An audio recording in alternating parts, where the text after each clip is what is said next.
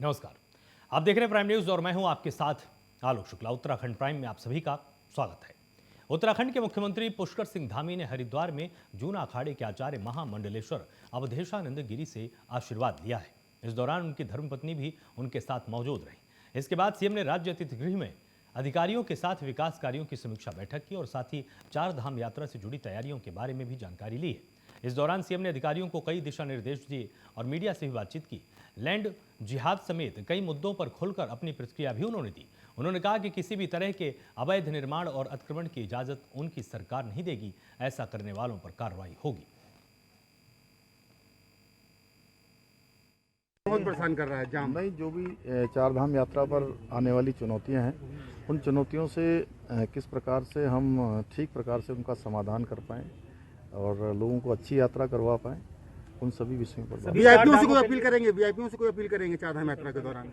नहीं, सभी लोग साफ स्वच्छ यात्रा करें और जिस प्रकार से यात्रा के नियम होते हैं, वीआईपी यात्राओं के जो नियम हैं, उन नियमों का सभी को पालन करना चाहिए। और स्वच्छ उत्तराखंड है और यहाँ की आबो हवा पूरे देश के अंदर, दुनिया के अंदर जाती है, यहाँ का पानी जाता है। तो यात्रा में जो भी आए तो अपने जो भी उनकी स्वच्छता से लेकर तमाम प्रकार की चीज़ें हैं और यात्रा के अपने नियम हैं। यहाँ पर सभी लोग यात्री हैं।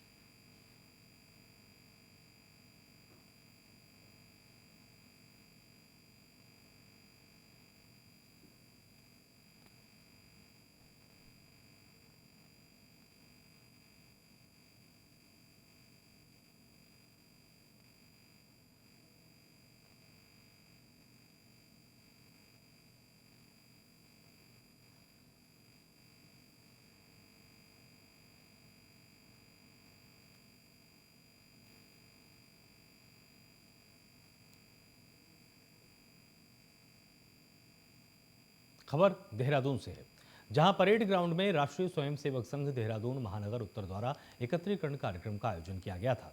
कार्यक्रम में 70 बस्तियों, 56 शाखा, 11 नगर के स्वयंसेवकों ने प्रतिभाग किया है और कार्यक्रम में बड़ी संख्या में स्वयंसेवकों ने शिरकत की है। इस दौरान पूर्व मुख्यमंत्री त्रिवेंद्र सिंह रावत भी उपस्थित रहे। वहीं पूर्व मुख्यमंत्री त्रिवेंद्र सिंह रावत ने कहा कि राष्ट्रीय स्वयंसेवक संघ की ओर से लगातार ऐसे कार्यक्रम आयोजित किए जाते हैं। इन कार्यक्रमों का उद्देश्य संगठन की शक्ति का एहसास कराने के साथ ही कार्यकर्ताओं को वरिष्ठ पदाधिकारियों से मार्गदर्शन भी मिलता है।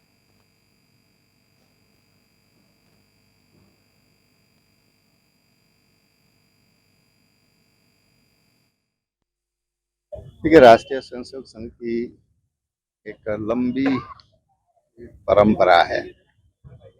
समय समय पर एकत्रीकरण, बृहद एकत्रीकरण होते आए हैं। आज यहाँ पर जो देहरादून महानगर है तो दो भागों में विभाजित किया गया है, उत्तरी और दक्षिण। आज जो उत्तरी क्षेत्र है देहरादून शहर का, उसके स्वयंसेवकों का ये एक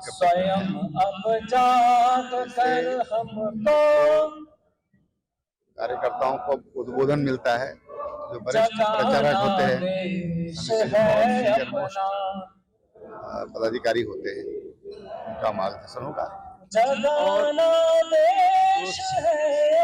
और एक अनुशासित संगठन खड़ा कर रहा है, उसकी शक्ति का भी एहसास होता है कि हम कितना हमारा फैलाव हुआ है।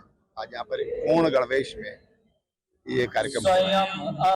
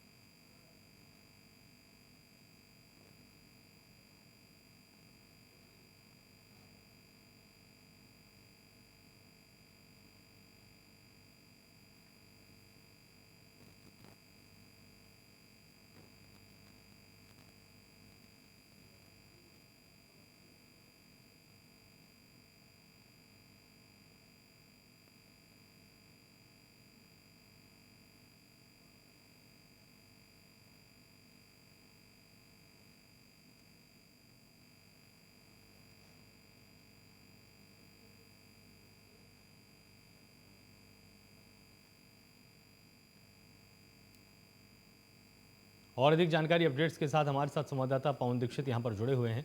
तो पवन, आपसे जानना चाहेंगे कि जिस तरह से एक बड़े कार्यक्रम का आयोजन किया गया, क्या उद्देश्य था और क्या संदेश इस कार्यक्रम के जरिए दिया गया है?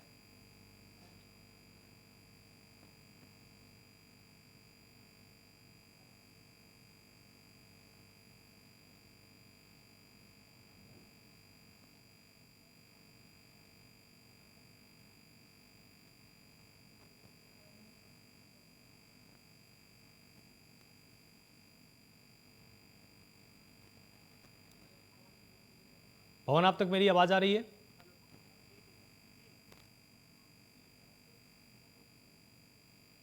पवन से हमारा संपर्क नहीं हो पाया है। और 11 नगर के स्वयंसेवक भी यहाँ पर पहुंचे हुए थे। तो राष्ट्रीय स्वयंसेवक संघ का एकत्रीकरण कार्यक्रम था, जिसमें तमाम इलाकों से स्वयंसेवकों को यहाँ बुलाया गया था और उनको राष्ट्र के नाम संदेश भी यहाँ पर दिया गया है।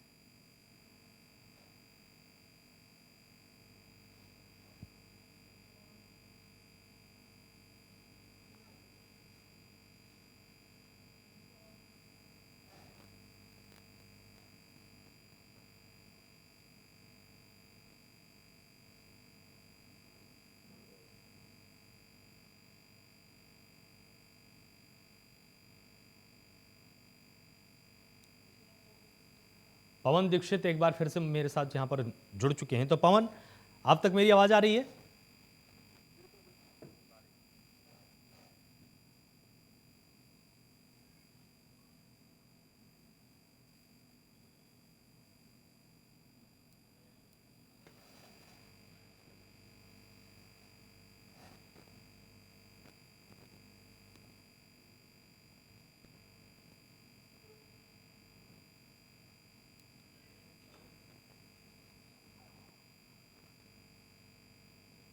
उत्तराखंड के मसूरी से प्रदेश के किसानों के लिए एक बड़ी खबर सामने आई है। बता दें कि मसूरी में 11 अप्रैल से राष्ट्रीय स्तर का कृषि सम्मेलन शुरू होने जा रहा है। कृषि मंत्री गणेश जोशी ने जानकारी साझा करते हुए कहा कि इस सम्मेलन में 15 देशों के प्रतिनिधि हिस्सा लेने वाले हैं। कई प्रदेशों के कृषि मंत्री भी इस सम्मेलन में प्रतिभाग करेंगे। उनका कहना है कि 3 दिन तक चलने वाले इस सम्मेलन में बाजरा के उत्पादन को लेकर महत्वपूर्ण चर्चा की जाएगी। साथ ही किसानों की आय को कैसे दोगुना किया जाए, इस पर भी मंथन होगा। मंत्री गणेश जोशी ने कहा कि प्रदेश सरकार ने मोटे अनाज का उत्पादन बढ़ाने के लिए कई तरह की योजनाएं शुरू की हैं।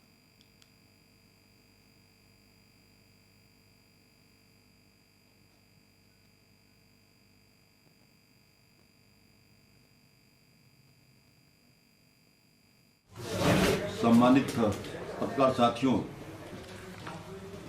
मुझे आपसे बात साझा करते हुए खुशी हो रही है कि 11 अप्रैल से 13 अप्रैल तक मसूरी में ओसाम द्वारा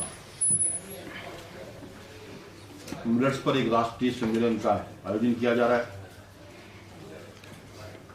जिसमें लगभग 15 देशों के प्रतिनिधि इसमें प्रतिभाग कर रहे हैं। 50 से अधिक लोग प्रतिभाग कर रहे हैं। जैसे कि आप सब लोग जानते हैं कि 2023 को देश के प्रधानमंत्री नरेंद्र मोदी जी की पहल पर इसको इंटरनेशनल मिलेट ईयर घोषित किया गया। जब यूएनओ के अंदर मोदी जी ने इसके प्रस्ताव को रखा तो 72 देशों ने इसका समर्थन किया। अभी 18 मार्च को एक इंटरनेशनल मिलेट्स कॉन्फ्रेंस दिल्ली में हुई थी। मुझे भी इसमें प्रतिभाग करने का मौका मिला। उसकी शुरुआत मोदी जी ने की थी। उसमें 140 देशों के प्रतिनिधि उसमें आए थे। और आज पूरे विश्व में मोटे अनाज को लेकर एक नई अलग जली है। और प्रधानमंत्री मोदी जी की दूरगामी सोच को प्रक्षित करते हुए भारत ने, मोदी ने इसको श्री अन्न का नाम दिया है। एक उत्साह उमंग का माहौल आज पूरे देश के अंदर है। और मुझे ये बताते हुए हर्ष हो रहा है कि हिमालय राज्यों में उत्तराखंड पहला राज्य है जिसने अपना मिलेट मिशन घोषित किया है। उत्तराखंड के पूर्व शिक्षा मंत्री अरविंद पांडे के बयान से शिक्षा विभाग में हड़कंप की स्थिति बनी हुई है। पूर्व शिक्षा मंत्री अरविंद पांडे ने 4 मुख्य शिक्षा अधिकारियों और 15 खंड शिक्षा अधिकारियों को सस्पेंड किए जाने की मांग की है। इसके लिए वो शिक्षा महानिदेशक वंशीधर तिवारी से बात करने वाले हैं। शिक्षा मंत्री रह चुके अरविंद पांडे का कहना है कि अभिभावकों की पीड़ा को समझते हुए उनकी सरकार ने एनसीईआरटी पुस्तकों को लागू करवाने का काम किया था, क्योंकि एक तो एनसीईआरटी की पुस्तकें सस्ते दामों पर उपलब्ध हो जाती हैं और दूसरा एनसीईआरटी एक धर्म ग्रंथ है जिससे अच्छी शिक्षा हासिल होती है।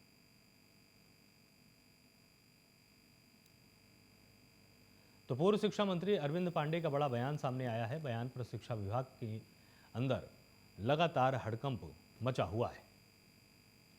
तो कई खंड शिक्षा अधिकारियों को सस्पेंड करने की बात कही जा रही है और साथ ही इन्होंने ये भी कहा है कि ये इसके लिए शिक्षा महानिदेशक से भी जल्दी बात करने वाले हैं। होनी चाहिए। बच्चों की शिक्षा के लिए एक धर्म ग्रंथ है। अच्छी शिक्षा के लिए, गुणवत्ता युक्त शिक्षा के लिए इससे बड़ा कोई धर्म ग्रंथ हो नहीं सकता। इसीलिए हमारी सरकार ने आम जनता के हित में और शिक्षा की गुणवत्ता के लिए एनसीईआरटी लागू किया है। कुछ स्कूलों की शिकायतें आ रही है कि उन्होंने महंगी किताबें लगाने का काम किया है। निश्चित ही कुछ स्कूल वाले और कुछ अधिकारियों की लापरवाही, इसकी वजह से हमारी सरकार बदनाम हो रही है। हम इसको किसी कीमत पर बदनाम नहीं होने देंगे। इसी कड़ी में आज मैंने जिलाधिकारी उधम सिंह नगर को मैंने निर्देशित किया है कि तत्काल जिन अधिकारियों की लापरवाही की वजह से हमारी सरकार बदनाम हो रही है उनको सस्पेंड करें, और जिन स्कूलों ने एनसीईआरटी के विपरीत जाके महंगी किताबें लगाकर अभिभावकों को ठगने का काम किया है, उन स्कूलों की मान्यता समाप्त होनी चाहिए। बल्कि मैं तो आपके माध्यम से मैं अभी डीजी से बात करूंगा कि कम से कम इस उत्तराखंड प्रदेश में 4 सीओ सस्पेंड होने चाहिए। उधम सिंह नगर जिला, हरिद्वार, देहरादून और नैनीताल, इन चारों सीओ के होते हुए इनकी लापरवाही की वजह से कहीं न कहीं हमारी सरकार पे इन्होंने दब्बा लगाने का काम किया है। बच्चों की शिक्षा के लिए एक धर्म ग्रंथ है।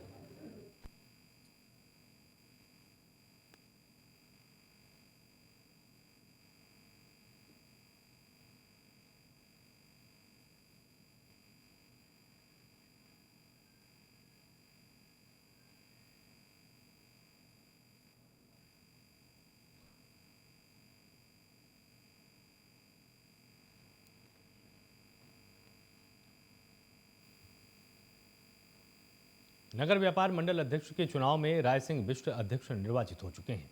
कांटे की टक्कर में उन्होंने अपने प्रतिद्वंदी लक्ष्मण सिंह बिष्ट को 25 वोटों से हरा दिया है। जीत के बाद नवनिर्वाचित व्यापार मंडल अध्यक्ष ने अपने समर्थक व्यापारियों के साथ नगर में विजय जुलूस भी निकाला है।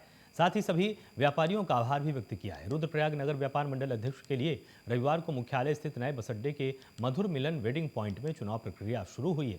सुबह 9 बजे से ही मतदान के लिए व्यापारी उमड़ने लगे, जबकि दोपहर 2 बजे तक कुल 865 मतदाताओं में से 685 व्यापारियों ने मतदान किया।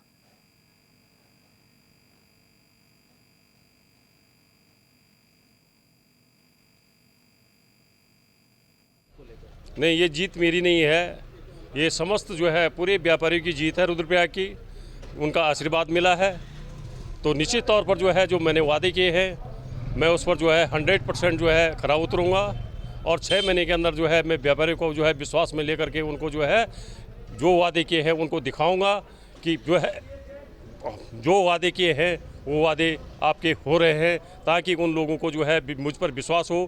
क्योंकि पहले जो है वादे हुए हैं लेकिन काम नहीं हुए हैं, जिससे जो है सभी लोगों में रोष था। लेकिन मैं ये आत्मा से कह रहा हूँ कि अगर मेरे व्यापारी जो है इसी प्रकार से मेरा साथ देंगे तो निश्चित तौर पर जो है रुद्रप्रयाग में जो है बहुत बड़ी जो है सफलता मिलेगी, और अपने 8-10 बिंदु पर जो हमने बात रखी है उस कार्य को पूरा करेंगे। निश्चित तौर पर जो है ये जो है मुझे पता था, मैं जो हूँ लड़ भिड़ करके जो है मैं लड़ा हूँ और लड़ के फिर जीता हूँ। क्यों कि जो है यहाँ पर धांधली बहुत बड़ी हो रही थी, वोटर लिस्टों में नाम नहीं थे। मुझे हराने के लिए जो है बहुत बड़ा साजिश रचा गया था, जिसमें जो है मेरे व्यापारियों ने जो है ये सबक सिखा दिया है कि जितने भी षड्यंत्रकारी हैं उनको हम सफल होने नहीं देंगे। निश्चित तौर पर इन व्यापारियों की जीत है।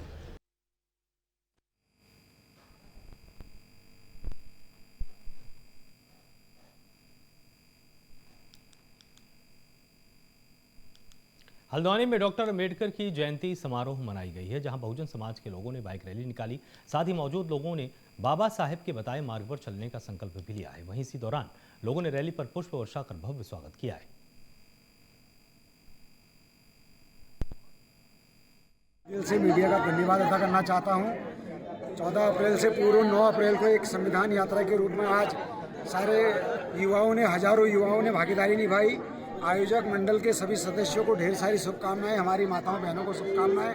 बाबा साहब के नाम से आज उत्तराखंड में पहली बार ऐसा अवसर आया है कि हजारों लाखों युवाओं ने बढ़ चढ़कर सहयोग किया है। आज इसकी एक मिसाल एकता, समानता, बंधुत्व की मिसाल आज पूरे उत्तराखंड में कुमाऊं के द्वार हल्द्वानी से भेजी गई है। मैं सभी लोगों का तहे दिल से धन्यवाद देना चाहता हूं। उन माताओं बहनों का भी धन्यवाद देना चाहता हूं जिन लोगों ने पूरा समय निकाला इस क्षेत्र में शांतिपूर्ण माहौल तरीके से, जिस तरीके से जुलूस निकाला, जिस तरीके से हजारों बाइकें थी, किसी प्रकार का कोई भी द्वेष राग नहीं रहा। बड़ी ईमानदारी से काम हुआ और सभी मीडिया बंधुओं का, सभी शासन प्रशासन का तहे दिल से धन्यवाद देना चाहते हैं। आज पहले तो मैं अग्रिम बधाइयाँ देना चाहती हूँ क्योंकि बाबा साहब की 132वीं जयंती मनाई जा रही है। इसके लिए सभी को बहुत बहुत अग्रिम बधाइयाँ हैं। और भारत रत्न हमारे बाबा साहब संविधान निर्माता, जिन्होंने इंसानियत की लड़ाई लड़ी, उन्होंने किसी वर्ग, किसी जाति विशेष के लिए नहीं, उन्होंने हर वर्ग के लिए हर क्षेत्र में काम किया है। तो आज हमारा उद्देश्य है कि बाबा साहब का ज्ञान, बाबा साहब को सिर्फ भारत में नहीं, पूरा विश्व बाबा साहब को मानता है और उसकी जयंती मनाता है। तो बाबा साहब के संविधान को हमारा उद्देश्य है घर घर तक पहुंचाना और घर घर तक संविधान की और जागृति लाना। चारधाम यात्रा से जुड़े व्यवसायियों का आक्रोश कम होने का नाम नहीं ले रहा है।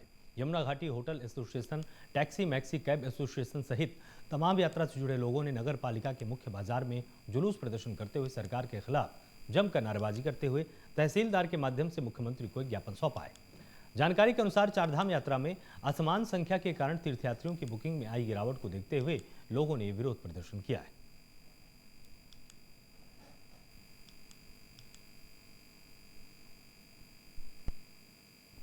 डोईवाला में ऋषिकेश के बीच बनने वाले एलिवेटेड रोड के कारण सड़क चौड़ीकरण का कार्य हो रहा है। इसके कारण बाजार के दुकानदारों ने उचित मुआवजे की मांग को लेकर कांग्रेसी कार्यकर्ताओं के साथ उप जिलाधिकारी शैलेंद्र सिंह नेगी से मुलाकात की और व्यापारियों की समस्याओं से अवगत कराते हुए कहा कि NHAI द्वारा जो मुआवजा देने की बात कही जा रही है वो सर्किल रेट से बहुत ज़्यादा कम है।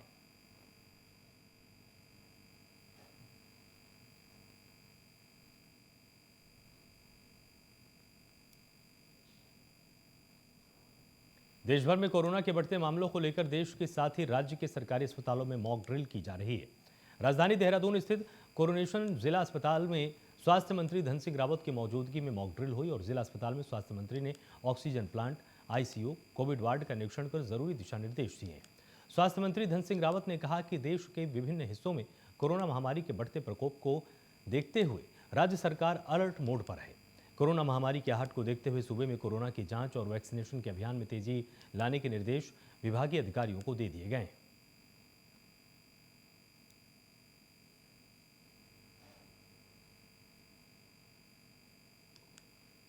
देहरादून में आगामी अप्रैल माह में शुरू होने जा रही चारधाम यात्रा को लेकर स्वास्थ्य विभाग ने अपनी तैयारियां पूरी कर ली है।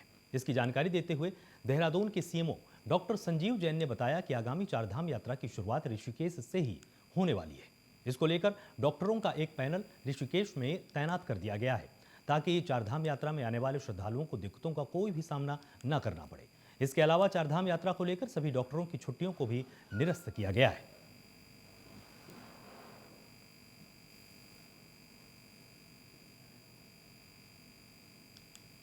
बद्रीनाथ केदारनाथ मंदिर समिति BKTC के अध्यक्ष अजेंद्र अजय ने विभिन्न विभागों के अधिकारियों के साथ श्री बद्रीनाथ धाम का भ्रमण किया और वहां चल रहे पुनर्निर्माण कार्यों का निरीक्षण किया है। इसके साथ ही यात्रा व्यवस्थाओं का जायजा भी लिया। उन्होंने कपाट खोलने की तिथि को ध्यान में रखते हुए अधिकारियों को कार्यों में तेजी लाने के निर्देश भी दिए हैं। उन्होंने कहा कि 27 अप्रैल को भगवान बद्रीनाथ के कपाट श्रद्धालुओं के लिए खोल दिए जाएंगे, लिहाजा विभिन्न कार्यों में तेजी लाई जाए।